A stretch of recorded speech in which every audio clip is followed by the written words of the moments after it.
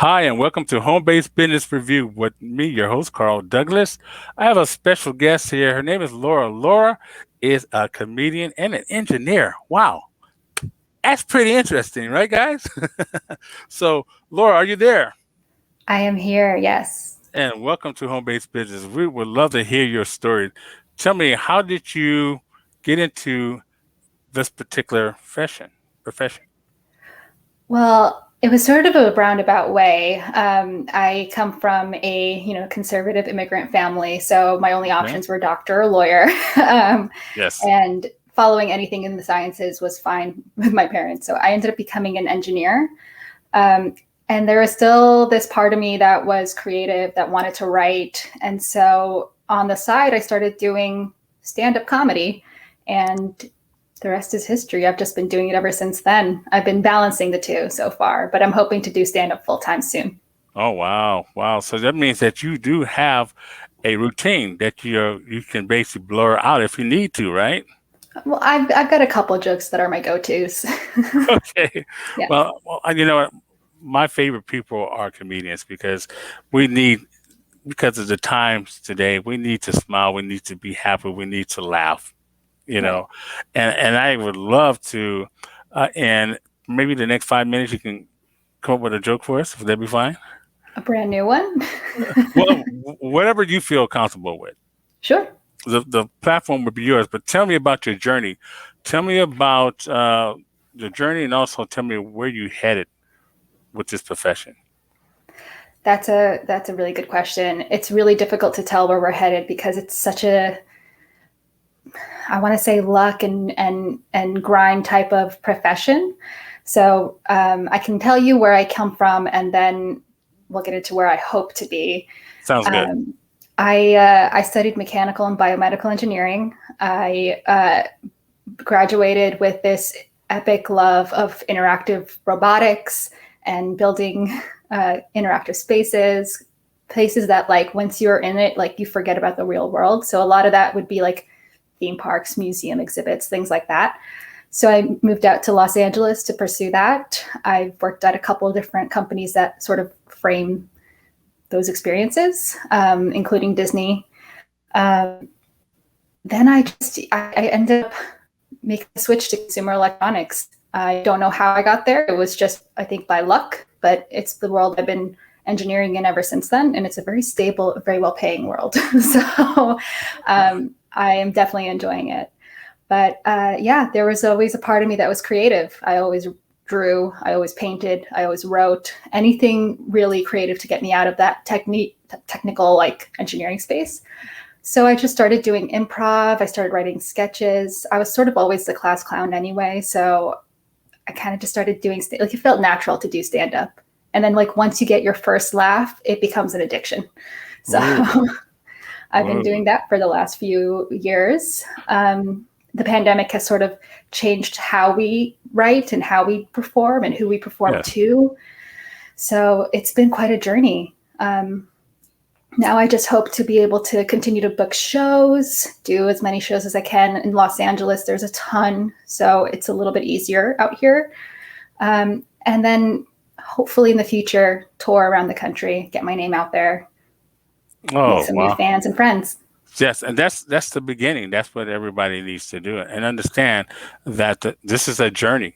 You have to Yeah, get yourself out there so people can recognize you. Say, "Hey, who is that?" I know exactly. everybody's waiting for that word. Who is that? Can we connect?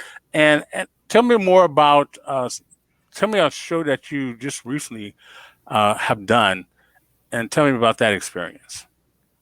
Sure. Well, actually, I have a show tonight. Oh, you have a show um, tonight. Oh, I good. do. Yeah, I'm excited for that one because I had a friend of mine call me saying this is a very nerdy show. And the host not only is an engineer himself, but also loves Dungeons and Dragons, which is one of my favorite things in the world. So he's like, "You're the perfect comic for this. You have a whole set on Dungeons and Dragons. Like, you have to do this show." So I'm excited for that. But it's been a little bit, it has been a little difficult for somebody who talks about Dungeons and Dragons and aliens and zombies and, like, the immigrant lifestyle to really find their voice in a community like this right now, where everything is really heated. I think it's just you kind of have to just be a little bit more playful and get people to relate to you in that way. But let's see, one of the most recent shows I've done, it was an all-women show. And I wrote this quirky joke about wanting a hysterectomy just because I want to use that space for something else. Yes. And the reaction of all the women on the show was both horrified, confused, and delighted. So it was probably my favorite reaction I've ever gotten from an audience. Wow. Well, you know what? Now I'm dying to hear some of your one of your routines. If you be so kind to share that with us, I'm sure my audience would love to hear that. Oh my gosh. Okay. I can do my hysterectomy routine. I'm curious, am I allowed to swear on this program? Yes. We are at a place where you can do that. Okay. So essentially, I don't want to have a child. I just don't want to be responsible for anything where if I mess up, I can't start again, you know? So I don't. And I heard one of my friends told me that while you're pregnant, your feet could grow. Did you know that? No. Yeah, your feet can grow. And I'm like, absolutely not. I've been a size 6 since I was 13. And since then, I've curated a dope shoe collection. I'm not about to start all over. Okay. My company sends me to China every 3 months or so. And where I work, right next door, there's this place called Lohu, but I call it heaven because it is the knockoff capital of the world, and I love fake stuff. Yes. I have Balenciaga shoes that just say Balance Gaga. I have Supreme shoes that say Super Me, and on the left shoe, it says it backwards. Okay. I have a pair of workout sneakers that have the Adidas stripes on one side, the Converse star in the back, and on the front, there's a Nike swoop, and it just says nice in all caps. Okay. None of those companies have ever collaborated. I'm never going to find shoes like that again. I am not getting pregnant and giving up those shoes, okay? Okay. That is insane. Like, I don't want kids. Like, I even asked, I talked to a doctor about getting a hysterectomy, but he said, Laura, you can't have your uterus removed because, and I quote, you just want to use that space for something else. What? Like, okay, but if my body's a temple, then I want to remodel, okay? Wow. Listen, okay, because hear me out. The fashion industry gives women no pockets. God gave women one massive pocket. Why can't I use it all? Ooh. You know what I mean? Yes. Tell me you have never been at an airport with a carry-on that's like 1 pound over the limit. Come on. Your carry-on now becomes the carry-in. Yeah, that was smart. Your routines are interactive because you They question. You question to get them their mind, and then you surprise them with the answer. Yes. That's Exactly. and the answer that they get is surprising, and that's where the laughter comes from. Especially Exactly. if you're talking to an adult, or your routine is in front of an adult audience, like you just said. This is can you swear? But I really didn't hear any swearing. But I kept it clean. you kept it clean. Yeah. Perfect. Well, tell me, being a comedian in LA, do you find that journey hard? And if you do, what kind of problems you find yourself running into? Sure.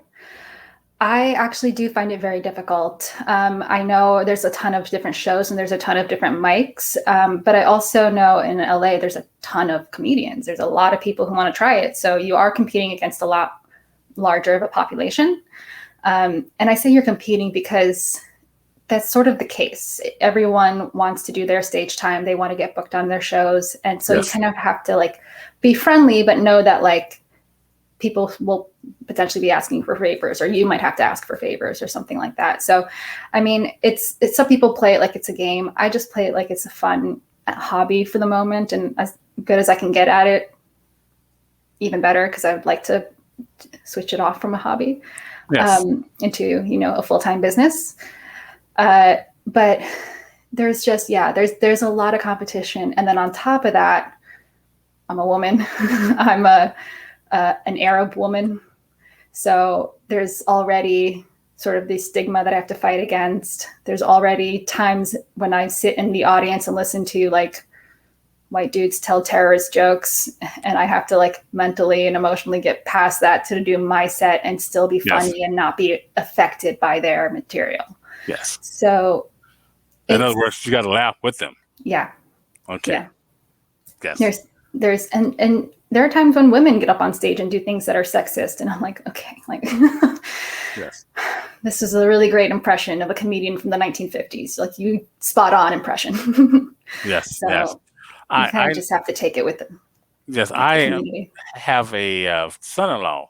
He does shows here in Spokane, Washington, and he's very funny, and he just has the timing. Tell me about that.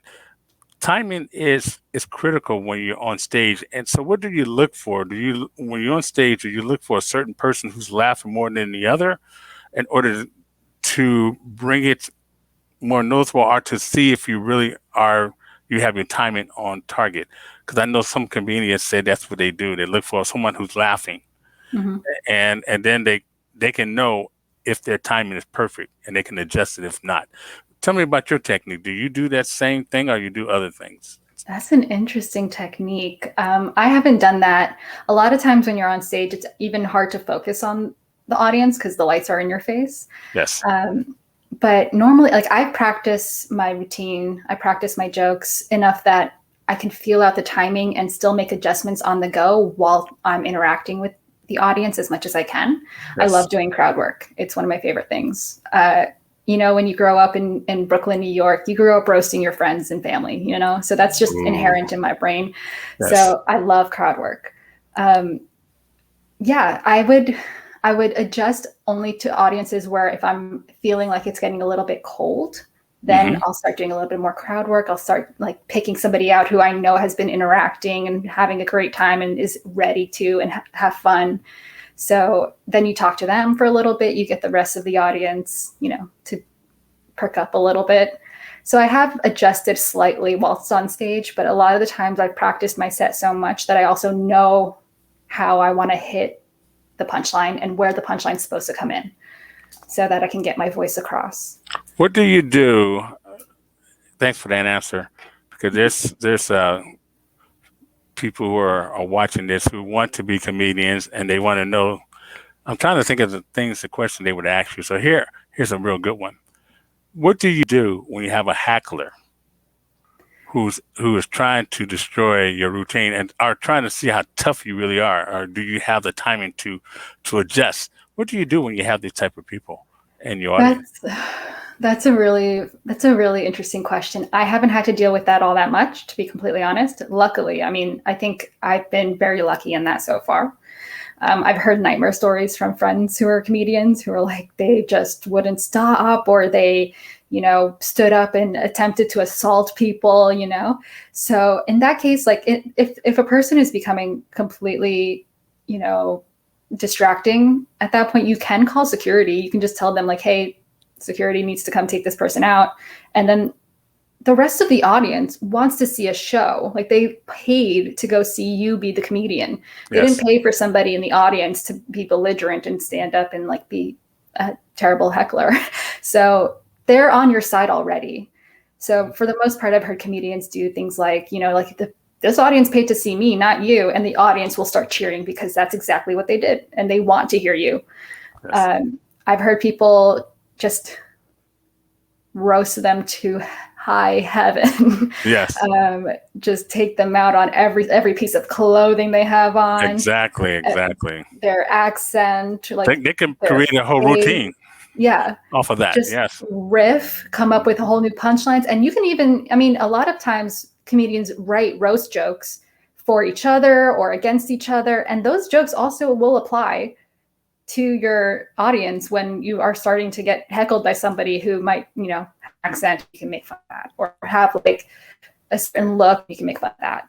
Playfully, obviously, not racist or anything, but still, it's like you have, like, I know a bunch of, really very successful comedians had roast jokes in their back pocket for things like that.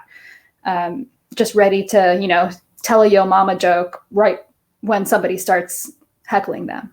Yes. Yes. So there are ways to shut it down. Personally, I haven't been heckled too much, and I feel like if I do, I'm just going to be like, I'm sensitive, don't talk to me. Like, it'll be Right. part of my voice, and I feel like the Yes. audience would be on my side for that. Yes. But I've also seen very, very successful, talented comedians turn hecklers into friends and make them a part of the show, so much so that they get on stage, they hug, they high five, and the audience cheers for them. Like, it turns into a best friend of theirs. So Yes. that's a very professional comedian who's done it for a long time, who can steer a conversation in that direction for sure. Yeah. I can tell, Laura, the answers you're giving me, you've seen it all. That's what it sounds like. and I got to. So we have about a couple more minutes here. I want you. Do you have any friends or anybody that you want to say a shout out to that's going to be watching this video? Oh my gosh. Okay. I do. As soon as I found out where this video was going to be, I immediately thought of my friend Ariel. Hi. And her lovely husband Wade. I just want to say hello. They are friends of mine up in the Northwest. So Yeah, hey guys. it's your friends that support you. It's your friends that help you. And I gotta say, give me another person. I'm going to say hello and thank you to all the people who I know are supporting me out of the goodness of their hearts. So there's a platform that I use in order to workshop some of my material. And so everybody on that workshop, Manu, Ashwin, Charlie, Heather, Corinne, all of you guys are awesome. Thank you so much for what you're doing. You're helping out new comedians get better and better every day. All right. Grace, oh my gosh, the best writer I've ever heard. Interesting. Listen, we appreciate your talent and your time. Do you have any final words that you would like to leave with anyone who's thinking of basically getting into this business? Something, a word of encouragement. Tell them a little bit about what they need to understand before they make that journey. If you want to be a stand-up comedian, the only way to be a stand-up comedian is to do stand-up comedy. Just write something, go to an open mic and get on stage, get a feel for it, get your first laugh. Trust me, you will never do anything else ever again. You will only ever write more material. That's how you get better. This is a game of repetition. You have to get on stage 100,000 times. You have to write, as much as you can. You'll get better over time, and it does take time, but it's worth it. It's 100% worth it. Oh man, I love it. I love it. Well, Laura, we at Home Based Business Review appreciate your time. And can we invite you back? Maybe you can have a routine for us. We can record it. That would be awesome. That'd be awesome. Yeah. Well, once again, guys, this was Laura. She's an engineer, a comedian. Okay. And if you have any questions or anything that you would like to share, reply to this video and we'll give it to Laura and she can answer them and maybe she can turn you into one of those superstars that she is. Okay. Laura, once again, thank you for being our guest, and we are going to see you soon. Okay. Thank you so much. I appreciate this. No problem. Bye for now.